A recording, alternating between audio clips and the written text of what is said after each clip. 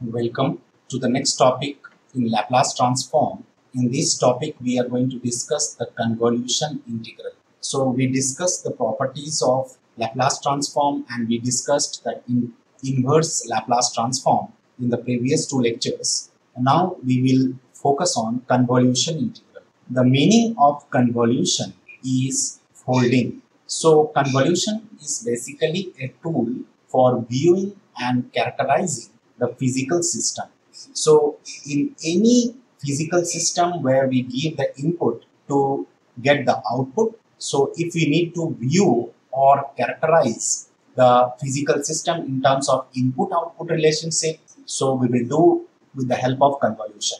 And the meaning is folding. So given a response y of t of a physical system and the excitation or the input is x of t, which is having a system impulse response h of t, then the convolution integral y of t is being given by x of lambda, h of t minus lambda d lambda integration from minus infinity to infinity, where the lambda is the dummy variable, and from this integration we will be getting the output y of t as the convolution of the input signal x of t and the impulse response h of t, where the asterisk indicates the convolution process. So this is the convolution integral. The convolution process is basically commutative in nature. So if we want to obtain the response y of t, which is the convolution product of x of t into h of t, we can change the position of x and h to make the system to be commutative. So the property is commutative. Hence, the same we can see from the integration process that we can have x of lambda or h of lambda. It doesn't make any difference because the convolution process is commutative. So the order in which the two functions are convolved is immaterial. The reason is that the property of convolution being a commutative process, we can change the order of the two functions. The convolution of two signals consists of time reversing one of the signal, shifting the signal and then multiplying it point by point with the second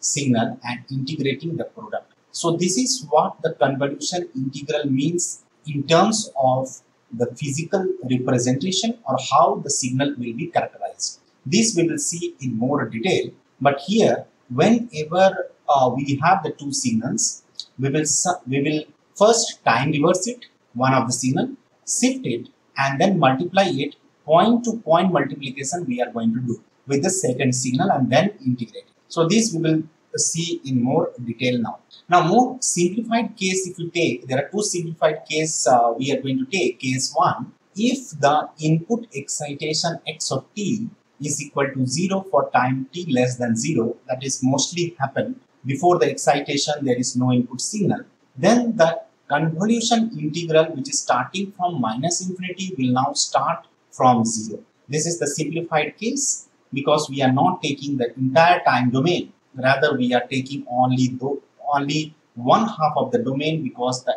excitation has started from t greater than 0. Before t less than 0 there is no excitation. There is one more case where the impulse response of the system is 0. Such systems are known as causal systems for t less than 0. So here input excitation is 0 for t less than 0. Here impulse response is 0 for t less than 0. Then in that case h of t minus lambda will be 0 for t minus lambda less than 0 or otherwise lambda greater than t. In that case the convolution integral becomes the convolution product of impulse response and the input excitation. Here integration will start from 0 to some time t. It will not extend to infinity, rather than it will be going to some time t where you have h of lambda into h of t minus lambda. So most of the cases we can see that we will either cover this one or we will cover this one when the simplified case we are taking. So what are the properties of the convolution integral? So the convolution integral obeys the property of commutative that we have seen. it can have the distributive property, it can have the associative property, and so on. So the commutative property suggests that the order of multiplication of the input signal and the impulse response is immaterial.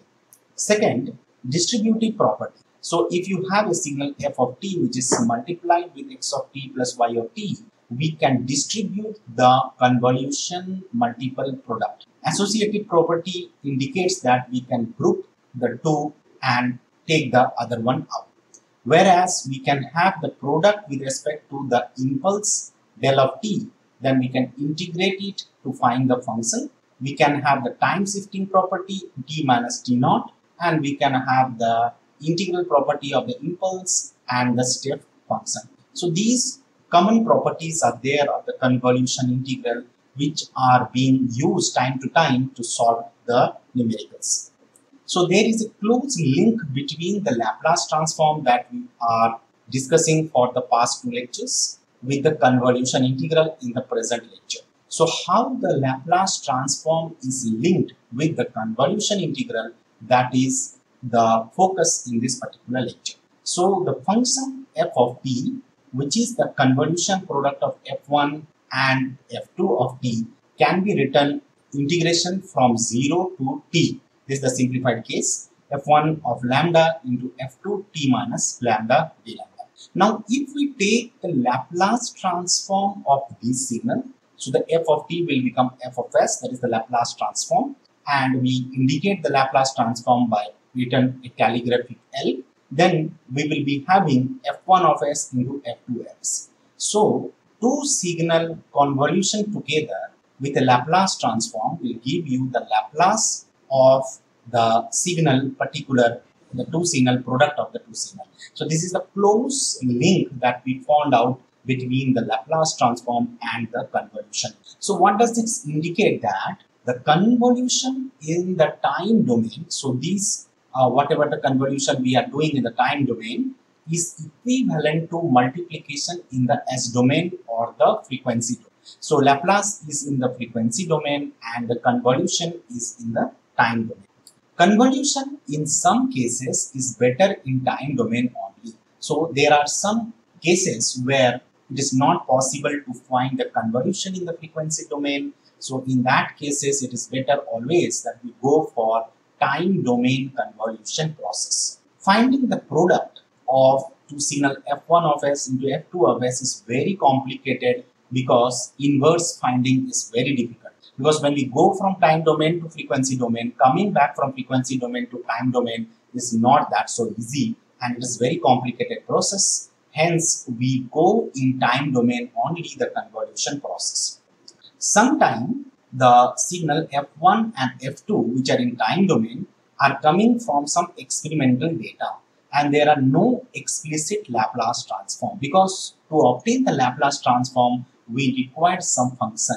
But however, the data are coming from experimental conditions. In that case, we have to do the convolution in time domain. So these are few reasons where we can opt the convolution in the time domain. The process of convolution of two signals in the time domain is better appreciated from a graphical point of view. So here we have seen from a mathematical derivation point of view the link between Laplace transform and convolution integral, and the convolution of two signals is better appreciated when we go for the graphical point of view to understand the convolution process rather than the integral process. So they are done in the time domain only. So let us see what are the steps that we are going to follow for the convolution integral evaluation in the graphical procedure. The first step is known as folding. So what is folding? We have to take the mirror image of h of lambda about the coordinate axis to obtain h of minus lambda. So whatever the signal will be given to us, we will obtain the mirror image of that signal, that is known as the folding, about the ordinate axis. Second is displacement. So we will shift or delay h of minus lambda by t to obtain h of t minus lambda. So first process is folding, second is displacement in time domain. Third is multiplication, where we need to find the product which we have obtained from the previous step, that is h of t minus lambda and x of lambda. And the fourth and the final step is the convolution integration, which is for a given time calculate the area under the product of h t minus lambda and x of lambda for lambda lying between 0 to t to get the final output response y of t. So these four steps we will be following in the graphical procedure to obtain the convolution integral. So we will see this with the help of an example.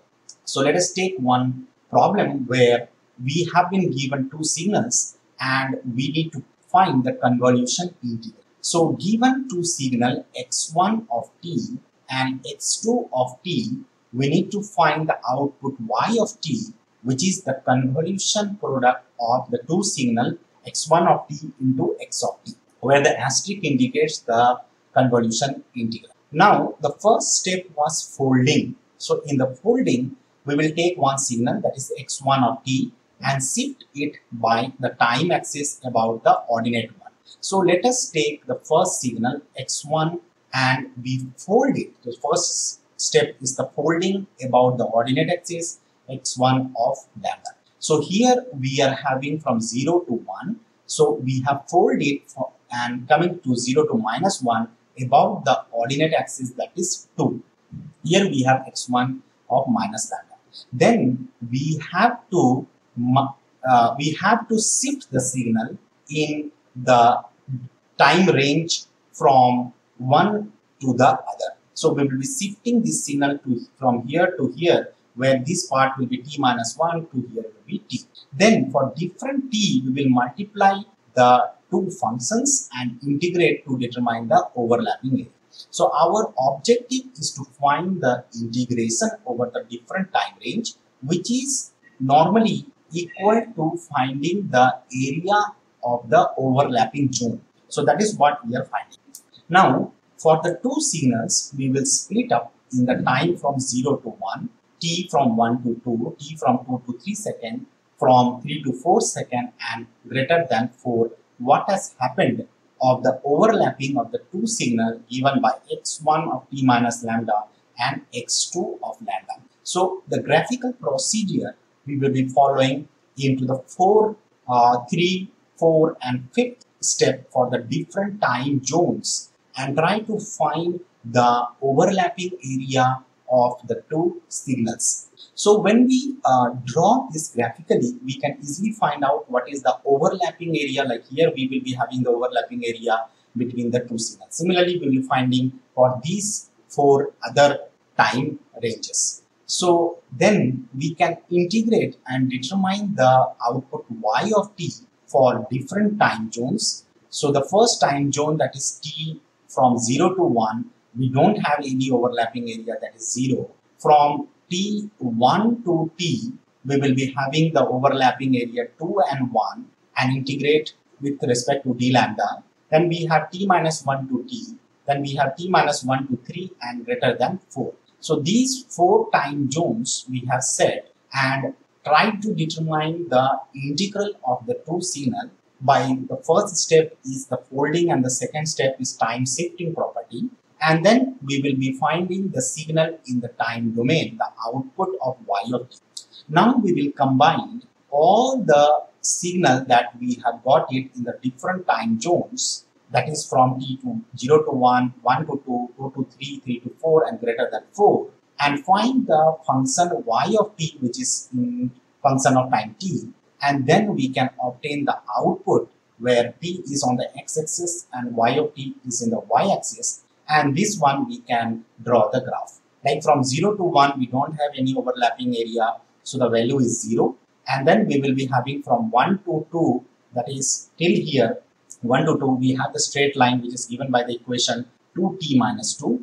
Then we have the area lying between 2 to 3, which is having a constant value of 2.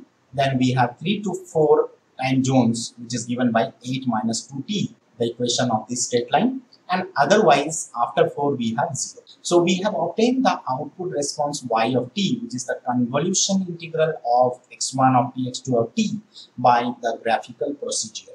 Let us solve one problem based on circuits which require the convolution integral to find the response I naught of t of the RL circuit due to the given excitation source. The same problem we can solve either in the frequency domain or applying some mesh analysis or nodal analysis. However, here we are going to use the concept of convolution integral. So we have to find the response I naught where the input signal is given Is of t, which is a current signal, and there are two parameters. One is the resistance of 1 ohm and inductance of 1.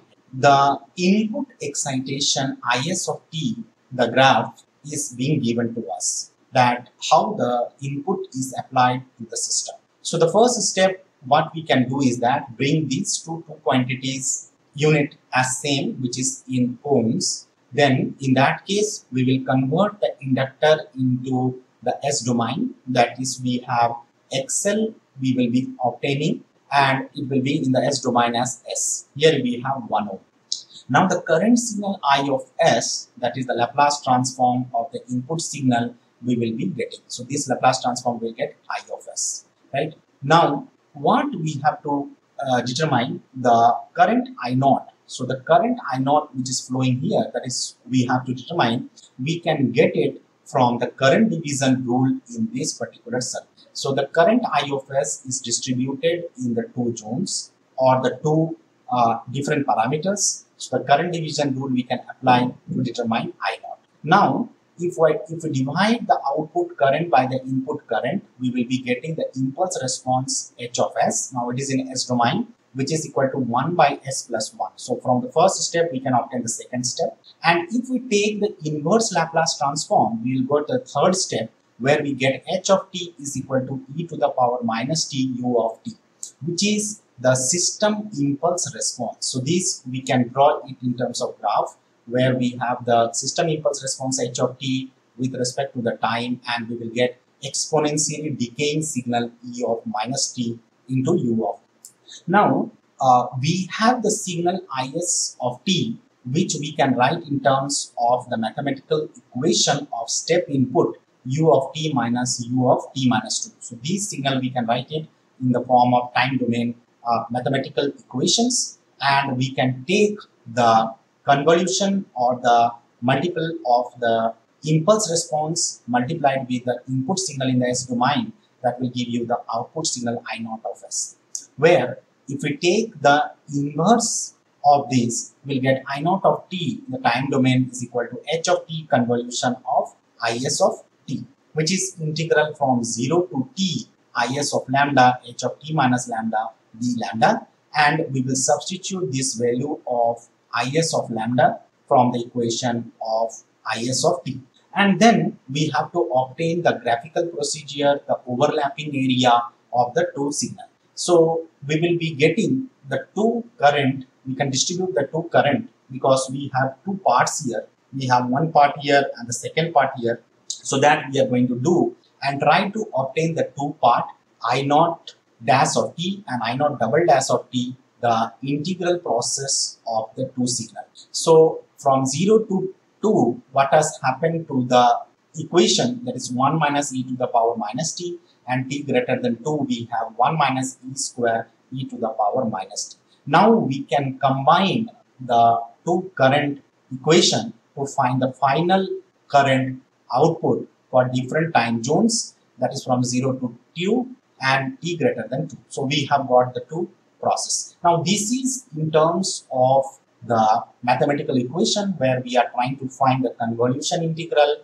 of the input signal to get the output. However, we can do the same process in terms of graph also, where we have to do the first the folding and then the shifting process, and then we can obtain the output signal. So for a given excitation signal I of S, which is in the form of step input, then we can get the response I naught, which is in the form of exponentially decaying signal. From 0 to 2 it will be increase, and then from 2 to 4 it will decrease. So this is the output I naught for a given excitation I of S. So either we can go from the mathematical derivation point of view, or we can go in terms of graphical process to solve any electric circuit problem for the convolution process. So given the input signal, we have obtained the output, but we have not taken any theorems here to solve the problem. Rather, we have solved from the convolution integral process. So this complete this lecture now, and we will see you in the next lecture. Thank you for now.